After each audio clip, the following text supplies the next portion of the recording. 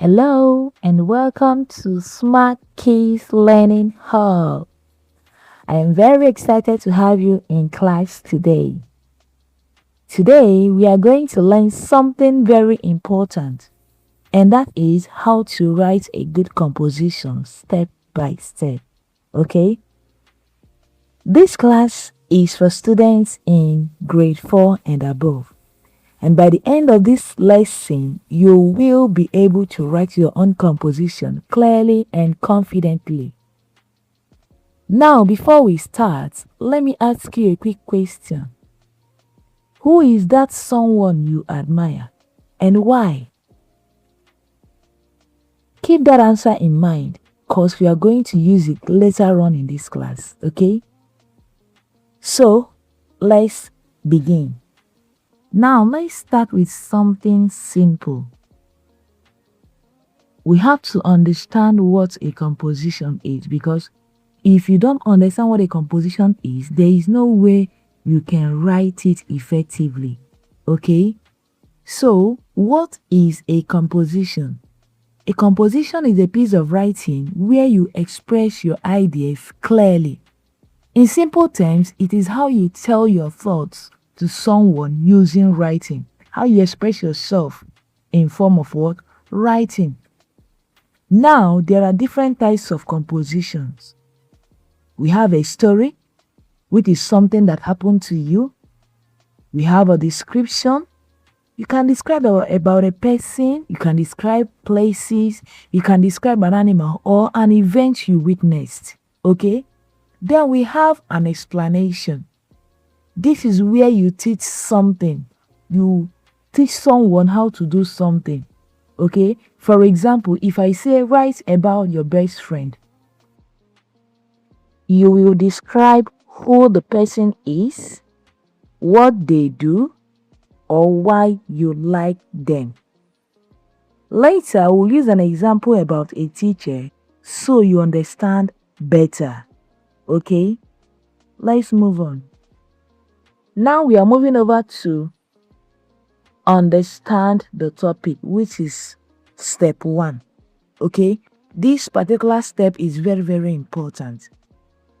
If you don't understand the topic you are writing about, you will definitely go the wrong direction, or you write something totally different from what you are asked to write about. Okay? So always ask yourself, what is this question really asking me? Let's take an example. My favorite teacher. Think, who is the teacher? Why do you like the teacher? And what makes the teacher special? These are questions you should ask yourself when you are giving a topic such as my favorite teacher, okay? Another example is a memorable day in my life. If you're giving something like this, the questions you should ask yourself are, when did it happen? Who was there? And what made it special? Okay? It's very important that you think first before you write. It will help you to write in line with what the question is talking about or asking you to write. Alright? Step 2 is plan your ideas.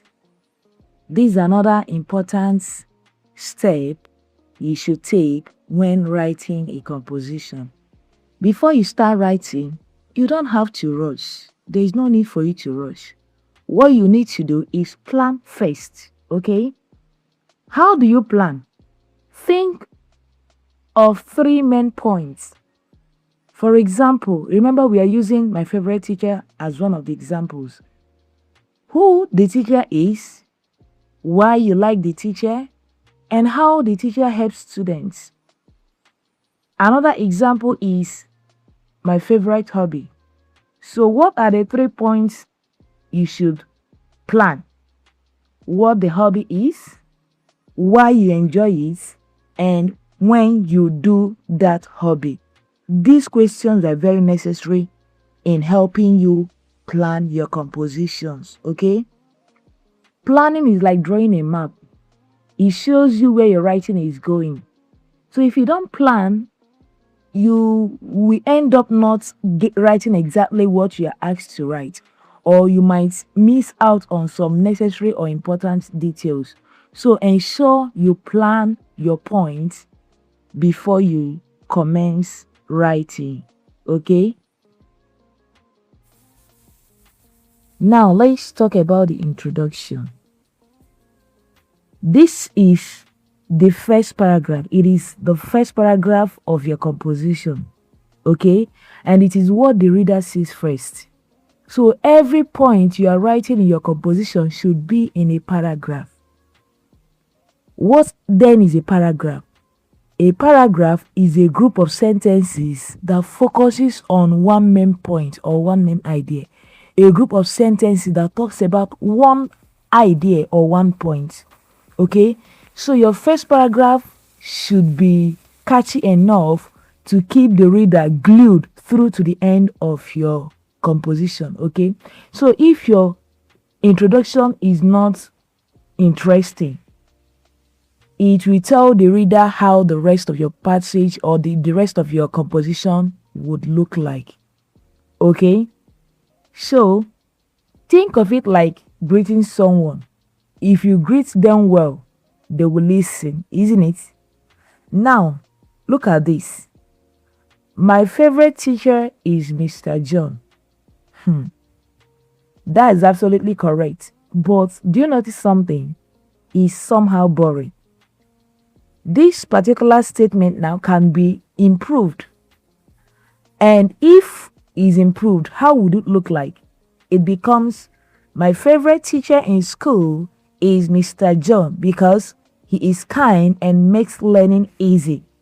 So we've improved it, and now this is better than the previous one. Why? The reason is because you introduced the topic, you gave a reason, and you made it more interesting than the first one. I hope you're following. Another example is, I always look forward to school because my favorite teacher, Mrs. Ada, makes every lesson fun and exciting. Now the reader is interested in what you've just written or what you're writing. Why?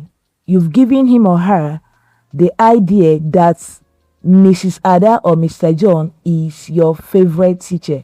So the reader would want to know more to find out about other important details that you've written about this particular teacher. Okay, so the reader is what? Interested.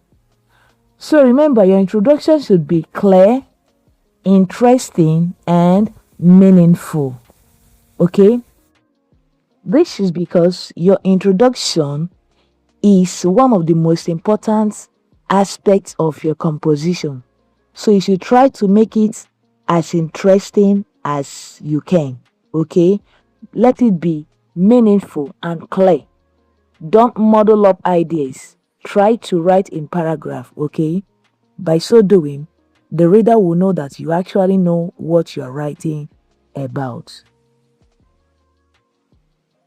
So this is where your composition becomes more interesting, and that is the body paragraph. This is where you express your ideas clearly. Okay, it's just like the main part of your composition. Think of it as the main food.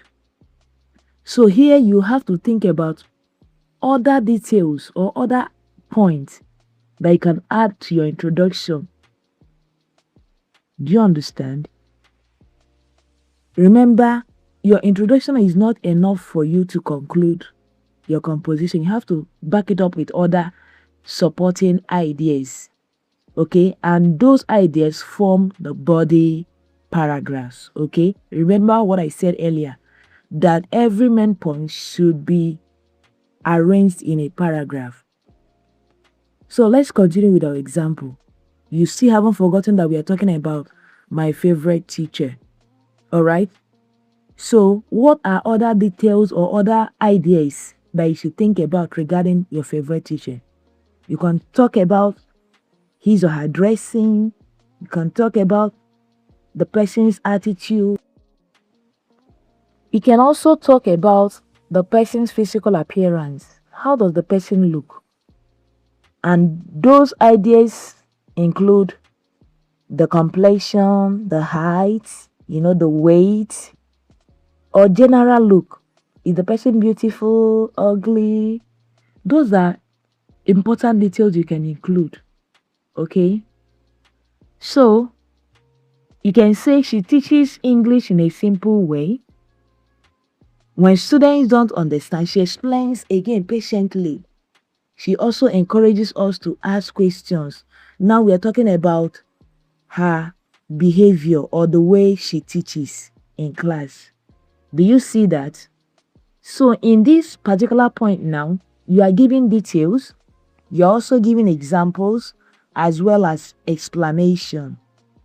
All right? Now, let's take another example. For instance, you're writing about your birthday. What other example or detail would you want to add? You can say, on my birthday, my parents organized a small party. My friends came, we played games, laughed, and ate cake. Do you get a point? So here you are expressing yourself. You're expressing yourself.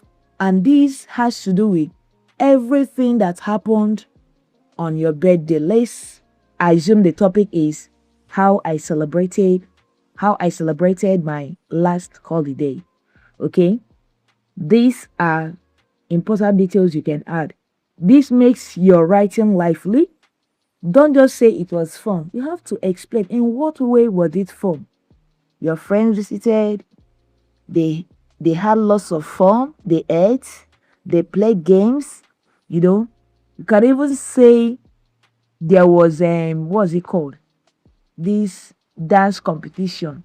And the winner was awarded a gift. All right. So give all the necessary details you need for that particular topic and ensure you don't write off track. Okay. Ensure you don't write something that is not relevant to the topic, that is not in line with the topic. Ensure you maintain the particular topic you are writing. Don't bring in other irrelevant ideas or other ideas that have nothing to do with what you are writing. I hope you're following. All right, let's proceed to the next slide. Now that you've included all the important details you need regarding that topic, it's time to conclude your composition, okay? And this is the final part.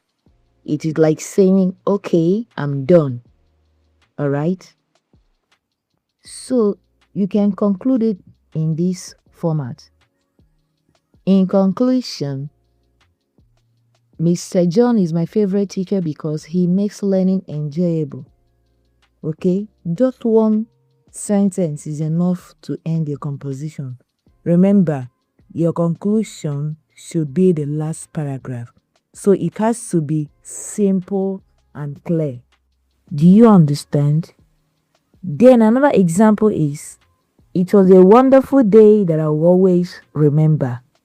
Assuming you're writing a memorable day I will never forget, or how I celebrated my last birthday. So this conclusion would help, okay? They would say, in this, your last paragraph, you don't have to add new ideas. You just have to summarize all the points you've used in your composition from the first paragraph. That is your introduction.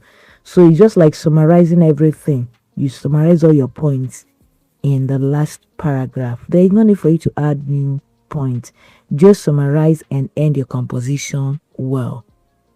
Okay?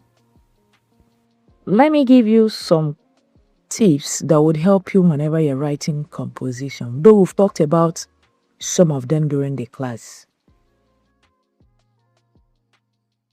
Use simple English. Okay? Use simple English. Do not use English that you do not know their meanings. Some people, they would want to, use big grammar, but at the end, it's rubbish they're writing. So ensure you use simple English and words that you clearly understand their meaning. Okay. Then write neatly. Try to write neatly. Don't muddle up words. Try to make your work readable. Some children, when they write, you can hardly read what they've written because they just, muddle up words. You just be straining your eyes in order to pronounce or to identify what they've written. So write neatly. Check your spellings when you are done writing. Don't be in a hurry to submit. Take your time and go through your write-up. Check the spellings of your words. Are they well spelled? Those words you use. Ensure your spellings are correct. And again, your punctuations are very necessary in composition. Ensure your full stops are well placed. Commas are where they are supposed to be. Your question marks, if there are questions in the write-up, and the rest of them, your exclamation marks and the rest of them. So ensure you punctuate accurately. All right. Then another tip is planning. Planning is very important. So before you write, take your time and plan out your points. And another tip is this: try to add examples where necessary. So citing examples or bringing examples into your write-up enables the reader know that you actually know what you are writing about. It makes them believe that, yes, this child knows what he or she is writing about. Okay? Now let's try something. If your topic is my favorite hobby, what are 3 things you will write? Good. That's how you think before writing. So write out those points, those questions, or those things that come to your mind regarding this topic. That's how you think before writing. Remember, planning is very, very what? Important in composition writing. We've come to the end of today's lesson. I hope you enjoyed the class. Now let's take a quick recap of all that we've done. Remember, we talked about understanding the topic, that you have to understand the topic of the composition you are writing about. Is very important. Plan your ideas. Don't just be in a hurry to write. When you've understood the topic, plan out your ideas, your points. Then give it a very nice introduction. Remember, your introduction is what determines how the rest of your composition is going to look like. So if it's not interesting, the rest of the composition would not be interesting. So another point is explain the body of your composition. Explanation is very, very key. Add every detail that you need to write, okay, and explain them very well. And lastly, we talked about the conclusion. Conclusion helps your work to be summarized. So you summarize all the points that you've written in your composition. You just like summarizing it. All the points you've written in your write-up, bring them up in one paragraph, and that is the end of your composition. Now your assignment is this: you are going to write your own composition using these simple steps we've talked about. Okay, and remember, practice makes perfect. If you don't practice, there's no way you'll be perfect in writing composition. So don't forget to subscribe and share if you really enjoyed this class, or if you want more of these lessons.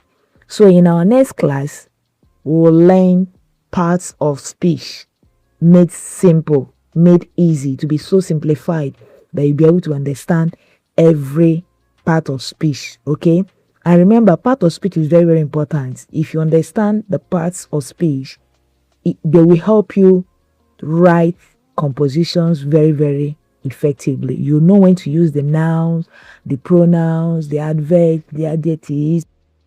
Understanding these parts of speech will even help you to write better compositions, because they're very, very important in composition writings. Okay, so keep practicing, and I will see you in our next class. Happy writing!